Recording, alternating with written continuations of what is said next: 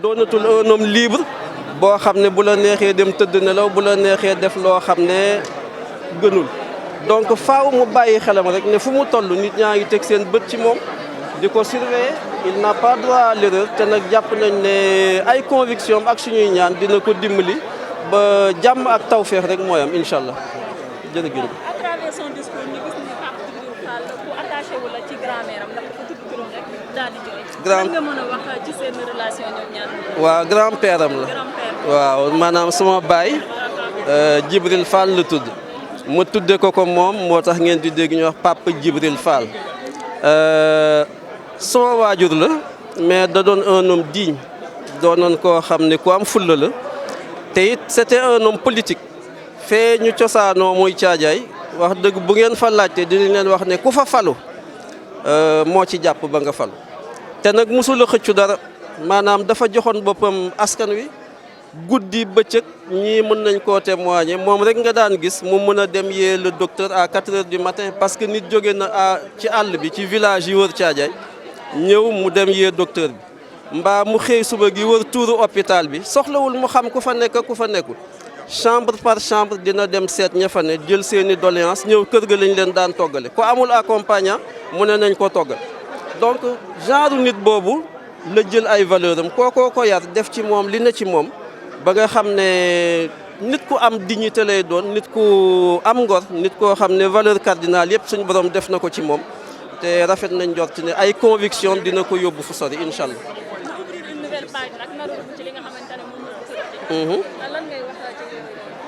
loolu lu yomb a tontu la maanaam yéen ñi jàng tubaab xam naa dégg ngeen ñu naan l'avenir appartient à qui alors man jàng naa tuuti comme yéen daan nañu wax ne bi ñuy jàng Victor Hugo da daan wax ne l'avenir mystère l'avenir n'appartient qu'à Dieu donc ñu rafet njort rek ne li mu dugg nii aw yoonam la rafet nañ njort ne it mën na cee dox ba sori ëllëg yàlla jàpp nañ ne bu continuer yoon wii mu aw rek incha allah dina àgg fu mu bëgg a àgg te jàpp nañ ne bu fa àggee réew mi dina ci soppi lu bari dina ci defar lu bari incha allah. waaw mais non tiituñu dara maanaam dañ koy ñeewantoo xam nga waajur ak doom foog ngay ñeewantoo sa doom te li mu dugg nii xam nañ ne du lu simple parce que politique yombul doomi aadama yi lépp a ngi ci xam nga dégg nga tubaab yi naan le cimetière des amitiés c'est la politique dinañu wax aussi ne politique li ci nekk li ci laxasu moo bari parce que doo xam ki ñëw ngir intérêt boppam doo xam ki ñëw ngir askan wi donc c'est dans le cheminement de tous les jours que ngay détecter le vrai du faux donc dañuy ñaan rek yàlla di ko booleeg nit ñoo xam ne conviction yi mu am moom la ñooñu am te moroomam yii ko wër rafet nañ njort ne ci li ñu jot a xam ci ñoom ay nit la ñu am ngëm-ngëm ay nit la ñu ñoo xam ne mën na noo am ci am yaakaar ci ñoom te seen projet su àggee it wax dëgg yàlla gëm nañ ne dina jëriñ Sénégal.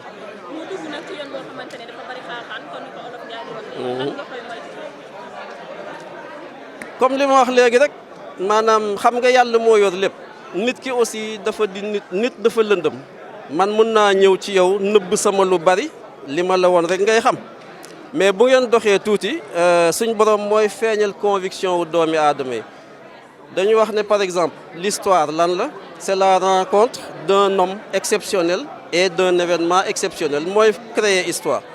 bon chaque jour nga dajeeg doomi aadama yoo xam ne xëy na ils allaient passer anonyme kenn du leen xam ba yàlla dajale leen ak loo xam ne da leen di dimbali ñu soppiku daal di doon ñoo xam ne ay nit ñu exceptionnel la ñu naan c'est des hommes de grands hommes alors li ñu gëm moo di nit xam ko jafe na mais nag yow say valeur ak sa jikko ngay doxe ku ñëw fekk la ci ku dem bàyyi la ci loolu rek la boo doxee noonu rek nit ñi dinañu xam fi nga joxoñ te fi nga joxoñ rek moo di foo xam ne lu yàlla gërëm la te rafet na njort ne diine jooju mu ngi ci moom gëm-gëmu li sëñ Saliou daan wax naan nañuy bàyyi xel toujours li tax suñ borom andi ñu ci kaw suuf te bàyyi ñu fi xam na loolu jàng na alxuraan dox na ci yoonu sëñ Tuubaa bu baax xam na diineem bu baax xam na li mu nangoog li mu nanguwul te wax dëgg yàlla rafetlu nañu doxinu kon nag ñu ngi gëm ne incha allah ni muy doxe du ko wàcc. yoon wi mu tracé moog ñi mu àndal di xale yu baax di xale yu gëm yàlla di xale yu dox ci seen diine suñ borom dina leen defal tawfeex. lan ngay yëg boo koy seetaan ci télé bi muy défendre yenn débat yi di wax di expliquer ban sentiment ngay am. mais beaucoup de fierté beaucoup d'émotion parce que du lu yomb te défendre ses convictions dafa metti ci àdduna bi.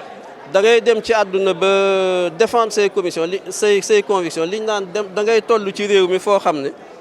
jaamu yàlla ni la ko yàlla sante sax boo koy def da ngay am problème parce que boo bëggee sa théorie méngoo ak sa pratique li ngeen daan wax yéen ñi jàng la praxis révolutionnaire dafay doon lu jafe mais faw li Sékou Touré daan wax on juge un homme par ce qu'il dit et par ce qu'il fait. Lorsque ce qu'il dit est en contradiction avec ce qu'il fait, on le juge par ce qu'il fait. Donc jëf rek moo am solo wax ji baax na parce que day exprimer li nekk ci yow mais li mu war a exprimer mooy conviction profonde yi nga xam ne moom ngay dund. donc conviction yooyu mooy génn ci sa làmmiñ nga di ko dund di ko jëfe nag di ko doxe itam ci sa dund. rafet nañ njort ne it tiituñu côté boobu wax dëgg yàlla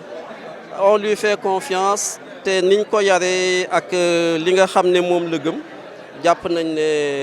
ni muy waxee nii ni lay doxee incha allah du soppiku. ban anecdote nga ñu mën a raconter ci moom boo xamante ni def na. aouzu billahi min asheytaani rajim bismillahi rahmani rahim allahuma salli ala sayyidina muhammadin wa sallim. Mes chers compatriotes Sénégalaises et Sénégalais, je souhaite m'adresser à vous. Dans notre cher pays se tiendront le 31 juillet prochain des élections législatives. Les Sénégalais seront une fois de plus appelés à renouveler le Parlement. C'est une échéance cruciale pour la survie de notre nation, de notre démocratie, de notre liberté, de l'avenir des filles et fils de notre pays. Par vos votes, vous déciderez de la destinée de notre grand et commun bateau qui est le Sénégal. Mon modeste parcours,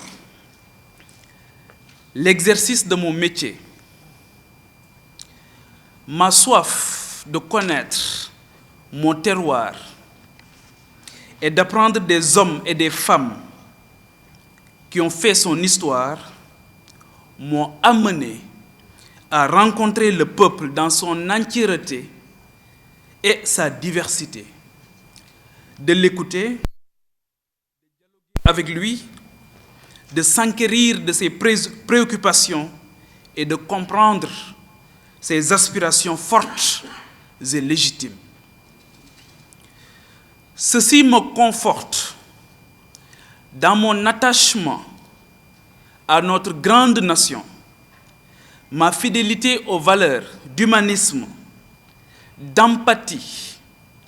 d'ouverture d'esprit, de solidarité agissante et de convivialité. C'est fort de ce constat que j'ai décidé de m'engager davantage à vos côtés en répondant favorablement à votre invite. Je suis candidat à la candidature pour les élections législatives du 31 juillet 2022.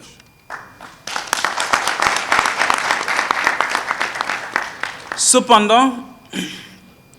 votre caution morale est fondamentale, mais n'est pas suffisante. En effet, je ne vous apprends absolument rien. Une modification non consensuelle de notre loi électorale, à savoir le parrainage, a produit une hérésie en violant le principe élémentaire de la libre participation pour tout citoyen ou formation qui la désire à des joutes électorales dans notre pays. Cette démarche unilatérale dans le changement des règles du jeu est inadmissible, inélégante et n'honore pas notre pays qui a une si longue tradition démocratique. Notre position sur cette question est sans ambiguïté. Nous la désapprouvons totalement. Malgré cet obstacle dressé pour étouffer l'émergence d'une quelconque autre vision et façon d'opérer, je vous réitère, mes chers compatriotes, mon engagement à vous représenter dignement et vous servir humblement au Parlement. Le parrainage ne saurait être un obstacle pour notre dévouement à vous représenter davantage, à sacrifier notre zone de confort et à questionner sans cesse la redevabilité que nous avons vis-à-vis de notre cher pays. Je vous invite donc, Sénégalaises et Sénégalais, d'ici et de la diaspora, à parrainer ma candidature pour nous donner l'opportunité de mieux entendre, de mieux faire entendre vos revendications et attentes. Ensemble, nous tenons notre salut. Ensemble, nous vaincrons. Inch'Allah. Je vous remercie. maa ngi leen di gërëm bu baax ñi nga xamante ni yépp jamono bii ci biir réew mi ak ci bitim réew ñoo ngi ñuy teewlu ci fi gën a sori ci biir Sénégal suma mbokk waa Caajaay yi waa Mbuur waa Thiès ba fa gën a sori ci Sénégal waa Matam waa Podor waa Ziguinchor suma dëkku xol waa Kanel waa Njum fa gën a sori waa Ourossogui ñoom ñëpp ñoo ngi leen di nuyu waa Thiès waa Kébémer waa Touba Mbacké waa Tivaouane waa Daka Médina Gounass Popenguine le clergé ñoo ngi leen di nuyu ëttu diine yi nga xamante ni yépp ñoom ñoo ŋànk Sénégal di nuyu kilifa réew mi yépp muy góor ak jigéen muy mag ak ndaw bàyyiwuñu kenn di sant bu baax a baax sunu borom subhanahu wa taala moom mi ñu permettre ci waxtu yu am solo yi dans la vie d'une nation mais aussi dans la vie des hommes et des femmes qui à un moment donné ont décidé de sacrifier leur confort personnel, sacrifier seeni week-end seen confort tout court ndax Sénégal moom moo ñu jaral loolu moom moo ëpp dayo sunu jëmm yu ñàkk solo yi nos êtres périssables réew moom nag nga xam moo ñu defal lépp tey jamono bu nekk dañuy laaj lan lañ ko mën a delloo un tant soit peu donc vous comprendrez aisément que c'est avec beaucoup d'émotion la ñuy toog tey jàkkaarloog sénégalais yi sunu papa yi ak sunu yaay yi di leen wax ne am na foo xamante ni bu fa réew tolloo ku toog di seetaan lu xew su ëllëgee da ngaa bokk ci ñu tooñ te boroom xam-xam bi dafa waxoon ne ñi def ba yàq ñi xamut bi ñu defee ba yàq tooñuñu ñi tooñ mooy ñi nga xamante ni dañoo xam ba pare toog jàpp seen njàmbur di seetaan am na lu gën a yomb li ñu tànn tey ku nekk xam na ni réew mi di doxe ku nekk mën ngaa dem lijjanti sa bopp bu ngoon jotee nga dem toog jàpp sa njàmbur ak sa njaboot loolu moo gën a yomb tey tàmbalee gu ñu sax ngeen gis ñoo xamante ni jàpp nañu ne la leen yëkkati moo ñu yëkkati ñun muy intérêt personnel fekk na ñun romb nañ loolu fa ñu yare may gërëm bu baax suma papa ak suma yaay bi nga xam ñoo ni gunge ñu di fàttaliku bu baax suma maam bi nga xamante ni moo ma yar bu doon sunu njëriñu bopp rek kon duñu toog fi tey di wax ak yéen ndax lii lu métti la incarner un leadership, voilà, tenter d'incarner un leadership, c'est extrêmement crevant, c'est fatigant, c'est à la limite épuisant. Mais Sénégal, moom moo ëpp loolu.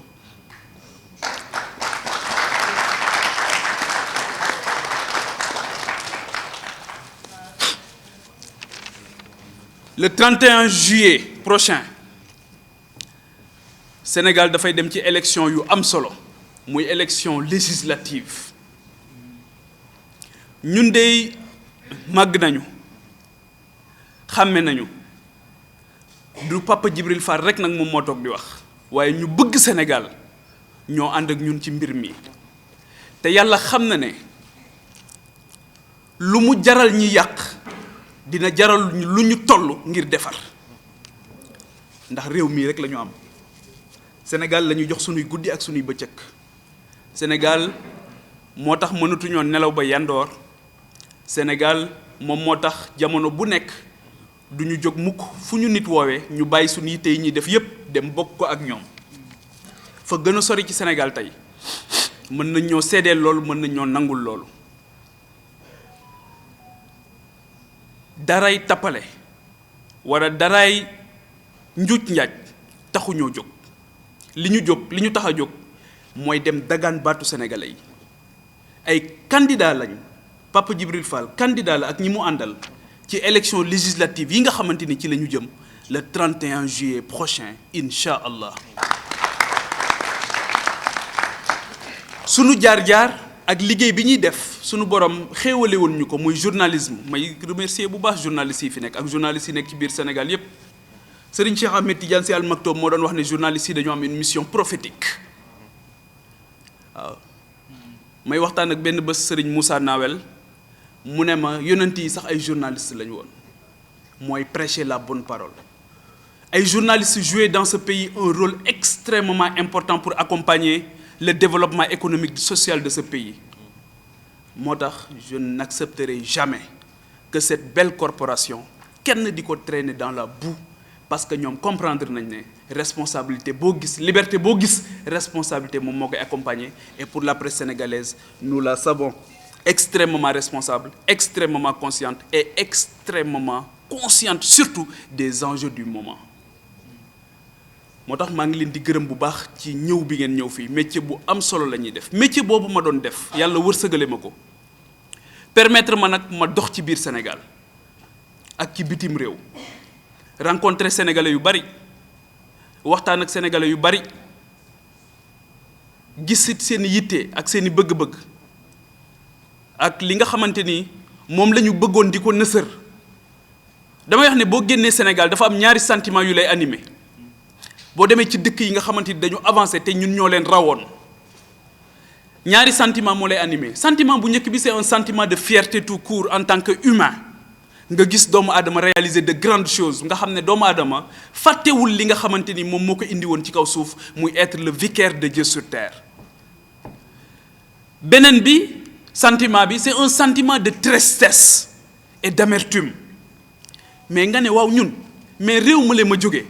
mais tamit ay doomu aadama comme ñii ma gis ñoom ñoo fa nekk. waa lan moo tax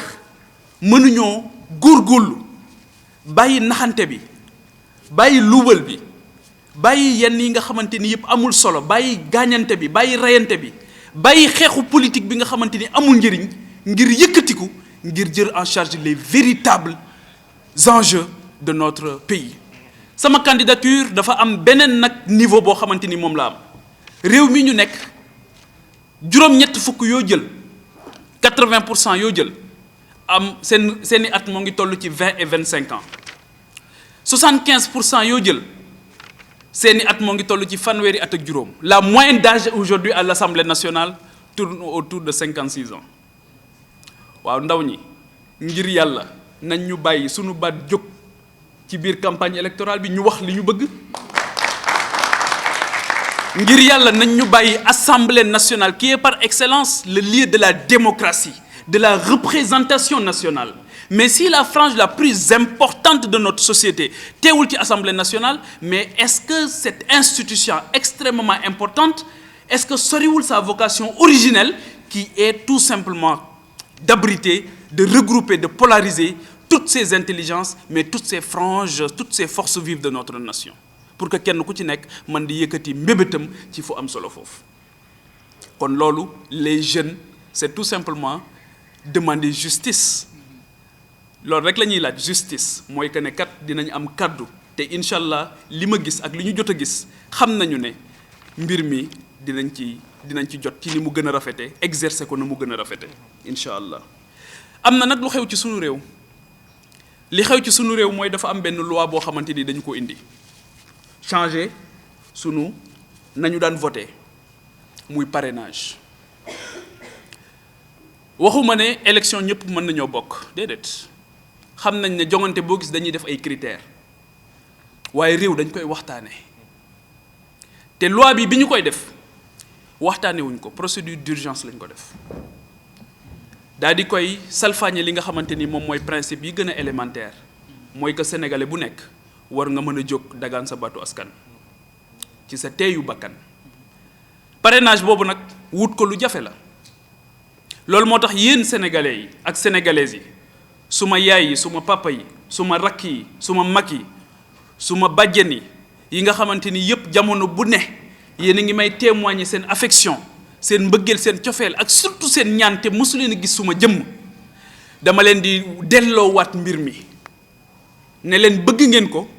waaye man bëgg naa ko waaye ngir ngeen wan ne ma bëgg ngeen ma yóbbu foofu ngir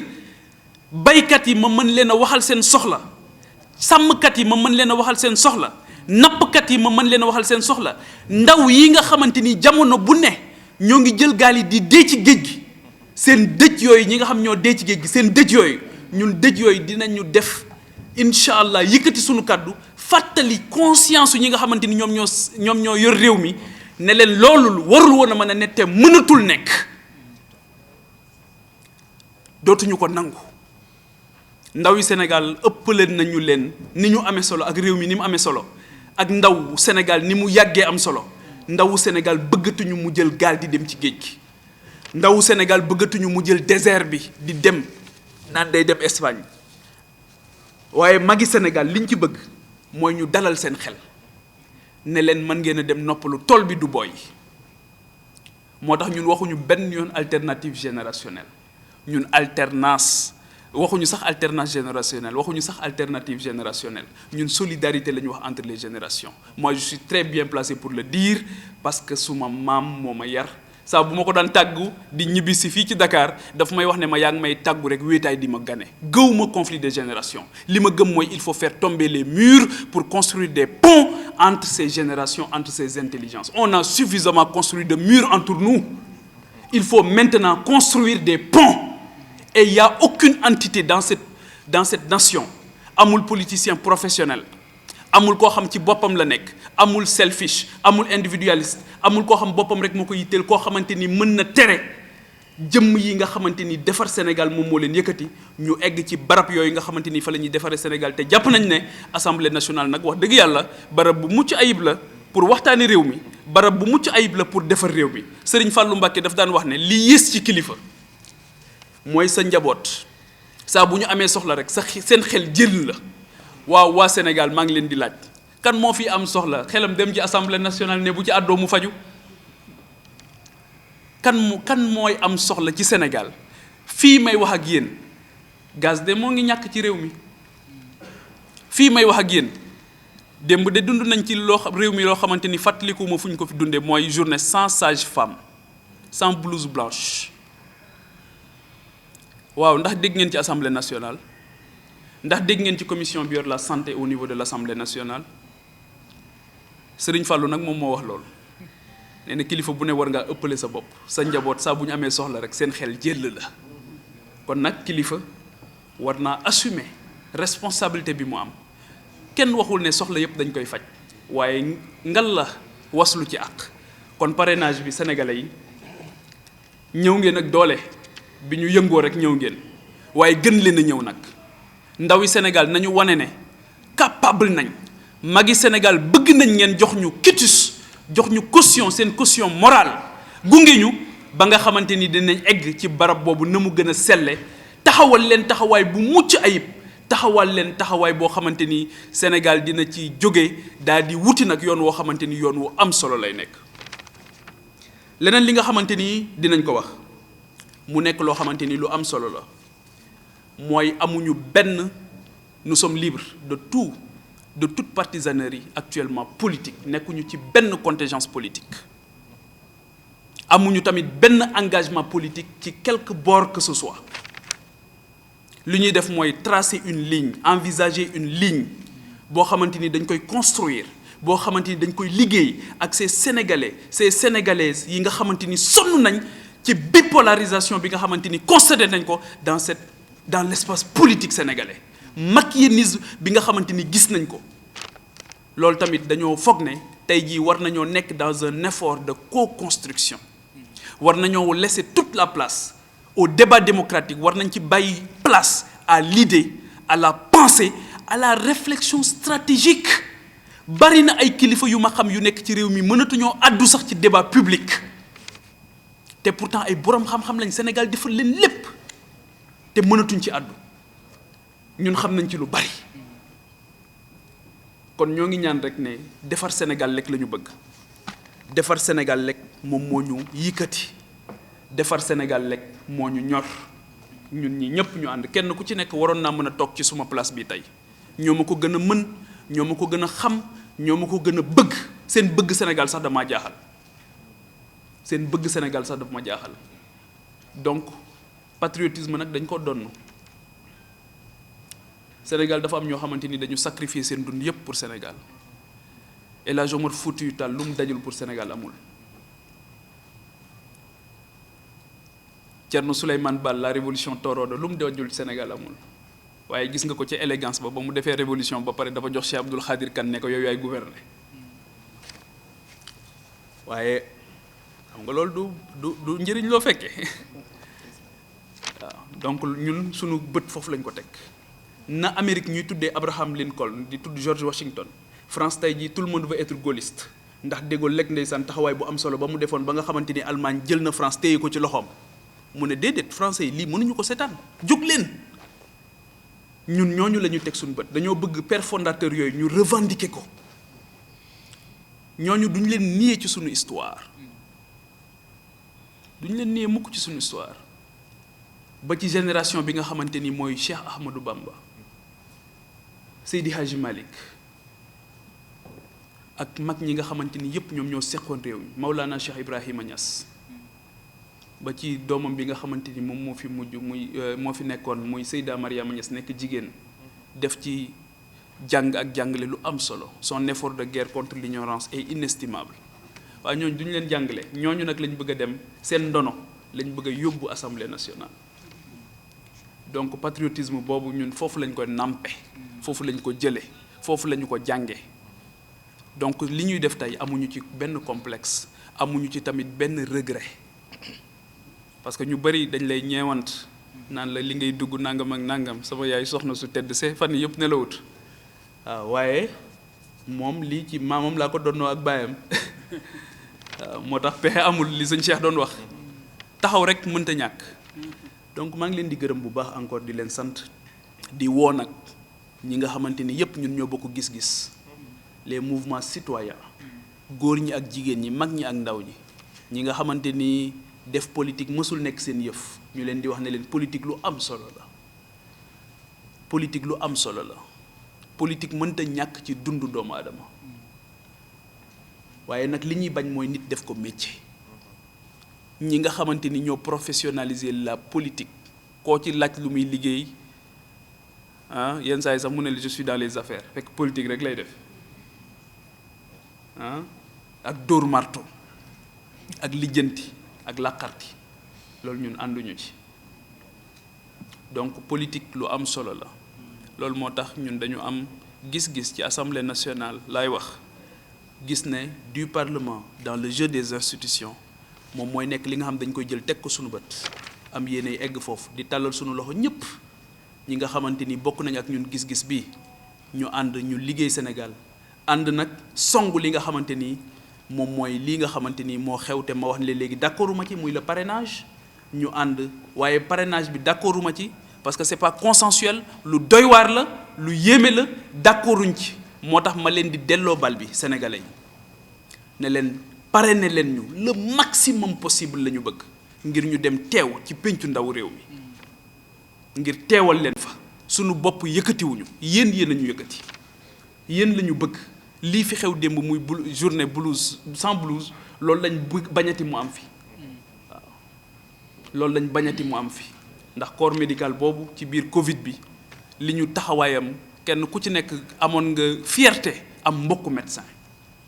kenn ku ci nekk amoon nga fierté am mbokk boo xam ne day yëngu ci corps médical ñu sargal leen tatagal leen sunu réew parewuloon pour dékku virus bu toll noonu waaye ñooñu nag justice tey jii mooy ñu mettre leen dans les meilleures conditions optimales pour ñu mën a def seen liggéey confortablement ñoom tamit ñu xamee responsabilité bi ñu am xam ne métier boo mën di exercer dans la vie dafa am un sacrifice boo xamante ni foog nga taxawee ko ba nga xamante ni di nga mën a rafetal sa digganteeg sa askan. Destin croisé, 2 points, défi et responsabilité. Dañu am destin avec le Sénégal sunu borom tànnal ñu réew mu am solo mi réew mu mucc ayib bi lépp la am manqué wuñu dara lu ñu teree dem kon foog ñu defaraat taxawaay bi taxaw temm ak fulla ak fayda ak sell gu mat sëkk taxawaay boo xamante li ñuy def ngërëmal yàlla sunu borom lañ ciy wut waaw qu'au crépuscule de notre vie du ñu am l'impression d'avoir vécu inutilement moo tax ñoo ngi leen di gërëm di leen sant di talal sunu loxo nag bàyyiwuñ kenn ngir sénégalais yi ñaanal